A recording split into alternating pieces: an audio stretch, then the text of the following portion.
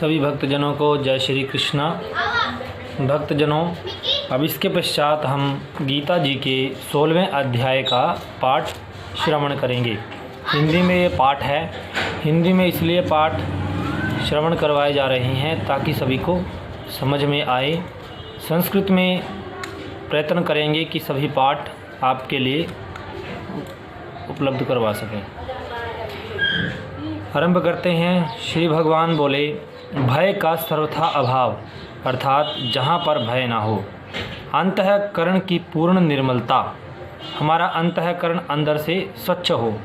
तत्व ज्ञान के लिए ध्यान योग में निरंतर दृढ़ स्थिति, कि तत्व ज्ञान के लिए अगर तत्व ज्ञान करना है तो ध्यान योग में अर्थात ध्यान करते हुए निरंतर दृढ़ स्थिति होनी चाहिए। और सात्विक दान, इंद्रियों का दमन, इंद्रियों को के ऊपर नियंत्रण, भगवान, देवता और गुरुजनों की पूजा तथा अग्निहोत्र तथा आदि उत्तम कर्मों का आचरण एवं वेद शास्त्रों का पठन पाठन तथा भगवान के नाम और गुणों का कीर्तन, स्वधर्म पालन के लिए कष्ट सहन और शरीर तथा इंद्रियों के सहित अंतःकरण की सरलता, मन वाणी और शरीर से किसी भी प्रकार से किसी को कष्ट न देना, वास्तविक बोलना, सच बोलना और प्रिय बोलना। अगर कोई हमारा अपकार कर दे तब भी हमें उसके ऊपर क्रोध न करना, अर्थात अगर हमारा कोई बुरा करे तो उसके ऊपर क्रोध नहीं करना। कर्मों में कर्तापन के अभिमान का त्याग, अर्थात कोई भी कर्म करते हैं उसमें हमें अपना कर्तापन अर्थात मैं ये कर रहा हूँ ऐसा नहीं आने देना। अंतःकरण की उपरति, अर्थात चित्त की चंचलता का अभाव, चित्त की चंचलता का अभाव होना चाहिए। किसी की भी निंदा आदि न करना। सब भूत प्राणियों में हेतु रहित दया, यानी बिना किसी कारण के ही दया करना। इंद्रियों का विषयों के साथ संयोग होने पर भी उनमें आसक्ति का न होना, अर्थात जब हमारी इंद्रियां, कर्म इंद्रियां, ज्ञान इंद्रियां जब किसी के साथ कांटेक्ट में आती हैं तो वहाँ पर हमारे अंदर विषयों के साथ जब कांटेक्ट में आती हैं तो वहाँ पर हमारे अंदर आसक्ति नहीं आनी चाहिए। कोमलता, लोक और शास्त्र से विरुद्ध आचरण में लज्जा, अर्थात लोक और शास्त्र से जो विरुद्ध आचरण किया जाता है वो नहीं करना। और व्यर्थ चेष्टाओं का अभाव, व्यर्थ क्रियाकलापों का, व्यर्थ चेष्टाओं का अभाव होना चाहिए। तेज, क्षमा, धैर्य, बाहर की शुद्धि एवं किसी में भी शत्रु भाव का न होना। और अपने में पूज्यता के अभिमान का अभाव, कि अपने अंदर किसी भी प्रकार से अपने आप को पूज्यता नहीं लाना। चाहे आपने कितना भी अच्छा कर्म कर लिया हो लेकिन अपने आप को विशेष नहीं बनाना। ये सब तो हे अर्जुन दैवी संपदा को लेकर उत्पन्न होते हैं, अर्थात ये सभी लक्षण देवताओं के लक्षण हैं। जो अगर ऐसे जो भी कोई मनुष्य ऐसे लक्षणों को लेकर उत्पन्न होता है तो वो देवता के समान होता है। हे पार्थ, दंभ, घमंड और अभिमान तथा क्रोध, कठोरता और अज्ञान, ये सब आसुरी संपदा को लेकर उत्पन्न हुए पुरुष के लक्षण हैं। दैवी संपदा मुक्ति के लिए होती है और आसुरी संपदा बांधने के लिए, अर्थात जो अच्छे गुण होंगे उससे हम देवता बनेंगे और जो हम बुरे कर्म करेंगे उससे हमारे अंदर राक्षसीपन आएगा। इसलिए हे अर्जुन, तू शोक मत कर, क्योंकि तू दैवी संपदा को लेकर उत्पन्न हुआ है। हे अर्जुन, इस लोक में भूतों की सृष्टि यानी मनुष्य समुदाय दो ही प्रकार का है, एक तो दैवी प्रकृति वाला और दूसरा असुरी प्रकृति वाला। उनमें से दैवी प्रकृति वाला तो विस्तार पूर्वक कहा गया है। अब तो आसुरी प्रकृति वाले मनुष्य के बारे में सुन।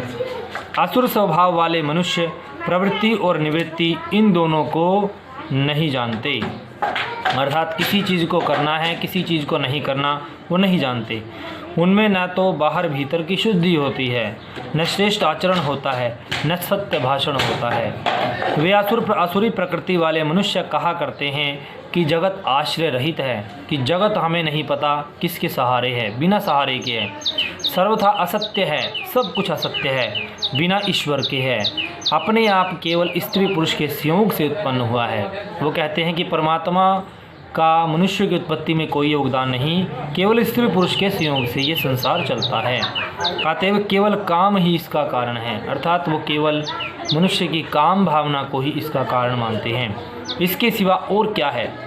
इस मिथ्य ज्ञान को अवलंबन करके, इस मिथ्य ज्ञान का सहारा लेकर जिनका स्वभाव नष्ट हो गया है, जिनकी बुद्धि मंद है, वे सब अपकार करने वाले क्रूर कर्मी मनुष्य केवल जगत के नाश के लिए ही समर्थ होते हैं। वे दंभ, मान और मद से युक्त मनुष्य किसी प्रकार भी पूर्ण न होने वाली कामनाओं का आश्रय लेते हैं। जो कामना उनकी पूर्ण नहीं होती, ऐसी कामनाओं का आश्रय लेकर अज्ञान से मिथ्या सिद्धांतों को, झूठे सिद्धांतों को ग्रहण करके भ्रष्ट आचरणों को धारण करके संसार में चलते हैं तथा वे मृत्यु पर्यंत रहने वाली असंख्य चिंताओं का आश्रय लेकर विषय भोगों के भोगने में तत्पर रहने वाले इतना ही सुख है, अर्थात विषयों को लेकर, उन्हीं को लेकर केवल उसी को ही सुख मानते हैं, उन्हीं में ही लिप्त रहते हैं।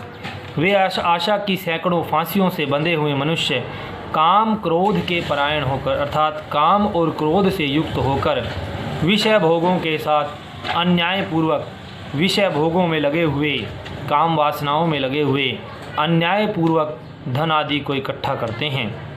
वे सोचा करते हैं मैंने आज यह प्राप्त कर लिया और अब इस मनोरथ को प्राप्त कर लूँगा, मेरे पास यह धन इतना है, फिर यह भी हो जाएगा, फिर भी यह हो जाएगा।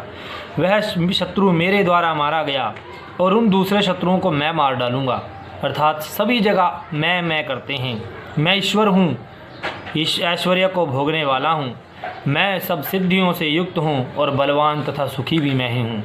अर्थात आजकल का मानव, भौतिकवादी मानव केवल इतना ही कहता है कि मैं हूँ, मैं ही सब कुछ हूँ, मैं बड़ा धनी हूँ, बड़े परिवार वाला हूँ, मेरे समान कोई दूसरा कौन होगा, मैं यज्ञ करूँगा, दान दूँगा, आमोद प्रमोद करूँगा, अर्थात सभी जगह मैं लाते हैं। इस प्रकार अज्ञान से मोहित रहने वाला तथा अनेक प्रकार से भ्रमित चित्त वाले मोह रूप जाल से ढका हुआ और विषय भोगों में अत्यंत आसक्त आसुर लोग महान अपवित्र नरक में जाते हैं। जो इस प्रकार से आचरण करता है, इस प्रकार से अपने बारे में सोचता है, वो नरक में जाता है। वे अपने आप को श्रेष्ठ मानने वाले घमंडी पुरुष धन और मान के मद से युक्त होकर केवल नाम मात्र के यज्ञों द्वारा पाखंड से शास्त्र विधि रहित पूजन करते हैं। वे अहंकार, बल, घमंड, कामना और क्रोध आदि के परायण और दूसरों की निंदा करने वाले पुरुष अपने और दूसरों के शरीर में स्थित मुझ अंतर्यामी से द्वेष करते हैं, अर्थात वो अपने अंदर जो परमात्मा विराजमान है उस परमात्मा से द्वेष करते हैं, दूसरों के अंदर जो परमात्मा विराजमान है उससे द्वेष करते हैं, अर्थात वो परमात्मा को नहीं मानते।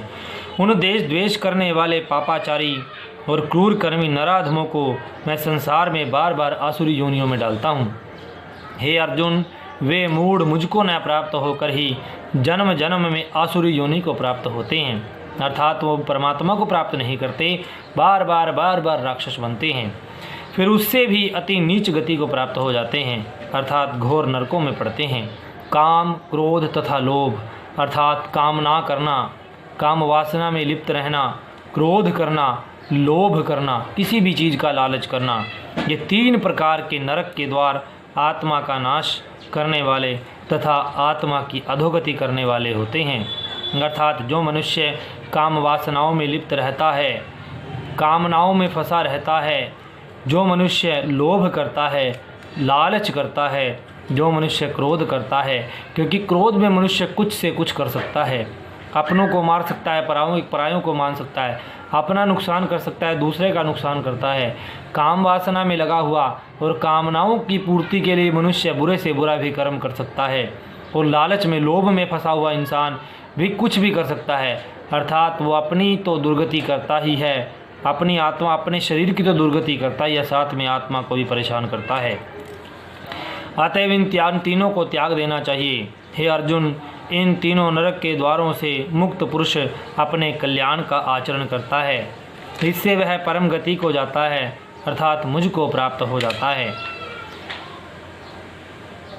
जो पुरुष शास्त्र विधि को त्याग कर अपनी इच्छा से अर्थात शास्त्र के अनुसार कार्य नहीं करता, अपनी इच्छा से कार्य करता है, वह ना तो सिद्धि को प्राप्त होता है, न परम गति को ही देखता है, न ही सुख मिलता है। इससे तेरे लिए इस कर्तव्य और अकर्तव्य की व्यवस्था में शास्त्र ही प्रमाण है।